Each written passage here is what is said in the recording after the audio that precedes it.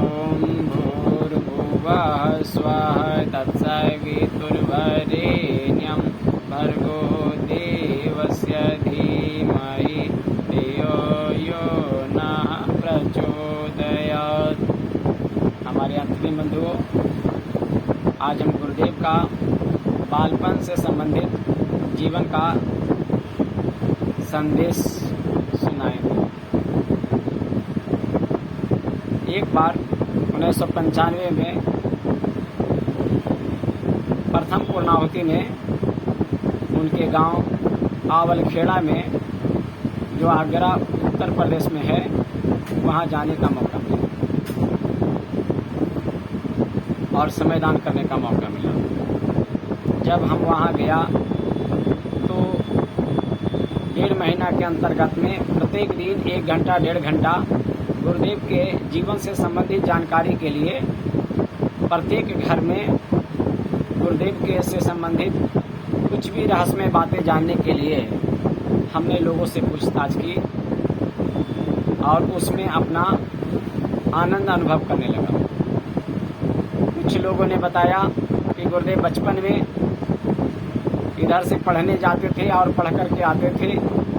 उसी बीच में एक करुण कराह क्रंदन के रूप में एक छप्पो बुढ़िया, जिसको हाथ पैर में जख्म हो गया था, परिवार के लोग बाल बच्चे उसे मरने के लिए खेत खलिहान में छोड़ दिए थे। इसी बीच गुरुदेव करुण कराह सुन करके वहाँ गए और मल से सना हुआ छप्पो दादी को उन्होंने अपनी दादी समझ करके अपने घर से कपड़ा लत्ता ले जा करके सेवा मालिश शुरू कर दिया। और जब तक माता ठीक नहीं हुई तब तक ये जाते आते रहे, या कोई जल लेकर के वहाँ स्नान ध्यान कराए, पूछताछ किए और डॉक्टर से सहारा लेकर के उनकी जहाँ भी जख्म था साफ करके ठीक करने लगे। गांव के लोग उन्हें पागल समझा, उन्हें न जाने कितनी प्रताड़ना दिया कि तुम उच्च कुल के हो, तुम ब्राह्मण हो, ब्राह्मण के नाम पर कलंक हो, तुम इसे हे जाति का भंगने का सेवा करने के लिए गया, ये कितना तुम्हारे जीवन के लिए तौहीनी है। लेकिन गुरुदेव ने किसी की बात नहीं माना।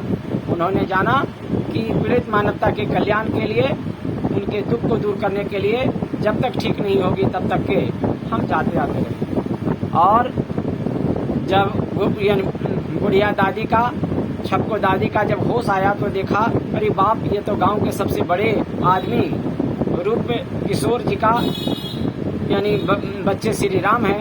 हाथ जोड़कर प्रार्थना करने लगा, बाबू यहाँ कोई देख लेगा तो हमको जान मार देगा, इसीलिए आप मत आइए। कहा नहीं दादी, तुम मेरी दादी हो और हम तुम्हारी सेवा अपनी दादी समझकर करेंगे। और किए। अंत में छप्पो दादी कहा कि हमारे गांव में भगवान आया। पहला बार भगवान का रूप दिए, भगवान का स्थान दिए, वो दिए छप्पो दादी। उसके बाद में जब हम उनके घर में गया तो रहस्यमय बात ये मिला कि उनका एक मौसी रहती थी। उनसे पूछा कि गुरुदेव के विषय में हमको बताइए, तो अपनी भाषा में उन्होंने कहा कि गुरुदेव को तो हम चोरवे कहियो। तो हमकी दादी क्या करियो गुरुदेव? तो वो करियो कि सुबह शाम जब हम खाना बनाइयो तो बगल में बैठ जाइयो और जब तक वो कर दोनों जेबी न भरियो तब तक के खाना बनाते रहियो, और जब भर जियो तो टोला पड़ोस में भाग जाइयो और भंगियन के बेटियन के एक रोटी ओकरा, एक रोटी ओकरा, एक रोटी ओकरा, ऐसे रोज देते रहियो।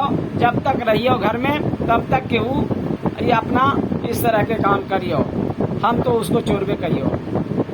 तो माताओं बहनों भाइयों, आज हमें गर्व होता है कि उसे परम पिता परमात्मा के एक सूक्ष्म रूप में गुरुदेव पीड़ित मानवता के कल्याण के लिए, कोई भूखा नहीं रहे, कोई भूखा न सोए, उसके लिए उन्होंने चोर बनकर के इस तरह का काम किया। जैसे भगवान कृष्ण चोर के रूप में दधी माखन चुराए और लोगों को स्वास्थ्य की रक्षा की। उसी दरमियान में एक बार एक संभ्रांत आदमी से मुलाकात हुआ उसी गांव में, और हम उनसे उनका जानकारी लेना शुरू किया। तो गांव वाले कहे, एक साथी कहे कि मेरे साथ खेलियो, मेरे बराबर जोड़ीदार साथी रहियो, लेकिन जब कबड्डी हार जाइयो तो वो पेड़ पर जाकर के भर के पेड़ तर जाकर के रोइयो। हम कहे क्यों रोइयो, क्यों दादाजी काहे रोइयो? और जब हम पूछियो कि काहे रोइयो तो वो कहियो कि भगवान कोई गरीब आदमी के लिए, पीड़ित आदमी के लिए, उसके दुख दूरने के लिए कोई भगवान नहीं आया है। उसकी समस्या को दूर करने के लिए, ऊंच नीच के भेदभाव को दूर करने के लिए कोई भगवान नहीं आया। हम उससे कहियो, बस इतने कहियो कि बड़ा तू चला है भगवान बनने, बड़ा चला है तू भगवान बनने। इतना पर श्री राम इतना रोइयो बाबू। आज हमको पता चलता है कि इतने लोग देश विदेश से करोड़ों लाखों लाख की संख्या में आ रहे हैं। उससे हमको ये पता चला कि सचमुच में हमारे गांव में उसे दिन का याद आता है, उसे क्रंदन का याद आता है कि निश्चित रूप से वो भगवान रहियो, तब तो इतना उस समय बेजार रोइयो कि कोई गरीब पीड़ित शोषित के देखने के लिए कोई भगवान नहीं हो। तो मित्रों, आज गुरुदेव का वह भी लीला देखे। एक गांव में दूसरे गांव में गए, उस्मानपुर गांव का नाम था।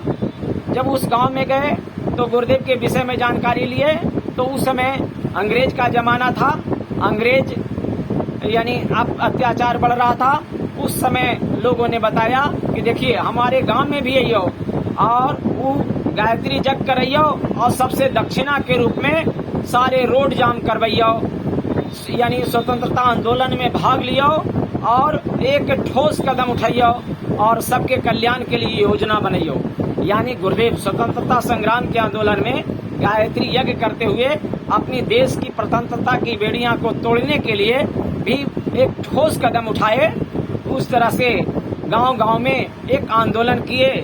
उसी आंदोलन के दौरान में एक बार अंग्रेज इतना मारा पीटा कि उनका बेहोश हो गए और झंडा उनके मुंह से नहीं छूटा।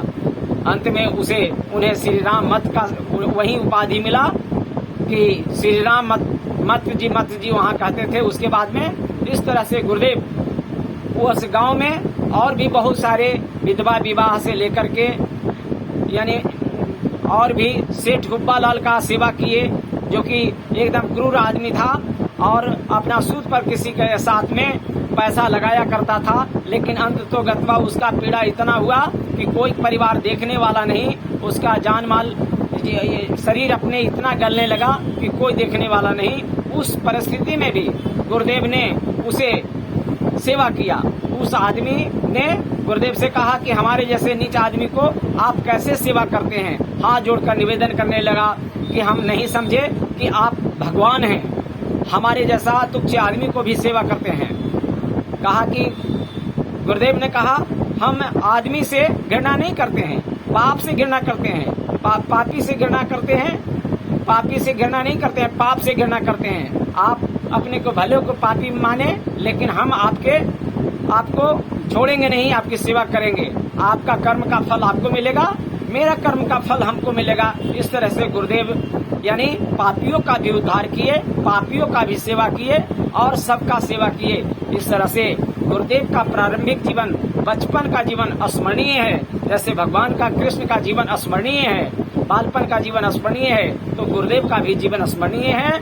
आज हमें गर्व है ऐसे गुरु पर जिसका जीवन चिंतन गरीब से लेकर के और उसके दुख से लेकर के, उसके समस्या से लेकर के सारा चीज गायत्री महामंत्र के माध्यम से, गायत्री और यज्ञ के माध्यम से दुनिया में पहुंचाए। और उनको भी ऐसा गुरु मिला जो संसार के कल्याण के लिए, हम सबके उद्धार के लिए आए। आज हमें उस गांव में जाने पर गर्व होता है कि आवल खेड़ा हुआ है गांव है जहां की हमारे गुरुदेव यानी विराजमान है। इस तरह से हम लोग उसके जीवन को ये माने कि हमारा गुरुदेव हमारे जीवन के उद्धार के लिए आए हैं। हम भी उनका जीवन को दुनिया में फैलाएं और उनके कृति को आज भी हमें, उनका पुण्य कर्म को आज भी हमें लोगों तक पहुंचाना है कि हम लोगों ने जो काम किया, जो सेवा किया, कोई अहंकार हमें नहीं होना चाहिए और गुरुदेव की भांति हमें भी जन सेवा में रुचि लेना चाहिए, आनंद लेना चाहिए। धन्यवाद।